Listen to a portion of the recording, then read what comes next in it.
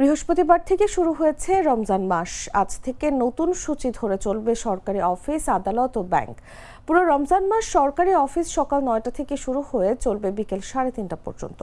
উপদেষ্টা পরিষদের বৈঠকে অনুমোদনের পর গত ৮ ফেব্রুয়ারি হিজরি ১৪৪৭ সালের পবিত্র রমজান মাসে সেহরি ও ইফতারের সময় বিবেচনায় সব সরকারি, আধা সরকারি, স্বায়ত্তশাসিত ও আধা স্বায়ত্তশাসিত প্রতিষ্ঠানের জন্য অফিস সময়সূচি নির্ধারণ করে প্রজ্ঞাপন জারি করে জনপ্রশাসন মন্ত্রণালয়।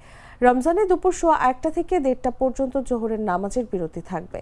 সাপ্তাহিক ছুটি থাকবে যথারীতি শুক্র ও শনিবার। জনপ্রশাসন মন্ত্রণালয় থেকে জানানো হয়েছে, ব্যাংক, বীমা, আর্থিক প্রতিষ্ঠান, ডাক, রেলওয়ে, হাসপাতাল ও রাষ্ট্রায়ত্ত শিক্ষা প্রতিষ্ঠান, কলকারখানা এবং অন্যান্য জরুরি সেবাদানকারী প্রতিষ্ঠান নিজস্ব আইন অনুযায়ী জনস্বার্থ বিবেচনা করে সময়সূচি নির্ধারণ ও অনুসরণ করবে। সুপ্রিম কোর্ট ও এর আওতাধীন সব কোর্টের সময়সূচি সুপ্রিম কোর্ট নির্ধারণ করবে। ইতোমধ্যে রমজানে অফিস সময় নির্ধারণ করে তারা আদেশ ও বিজ্ঞপ্তি জারি করেছে।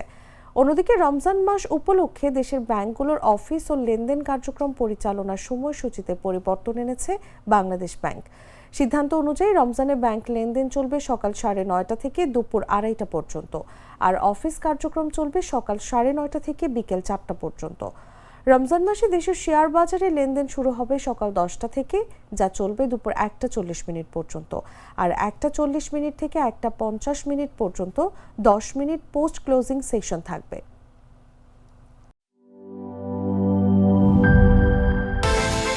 বিকাশ পেমেন্টে ১০,০০০ টাকার বেশি অফার। শপিং চলছে তো।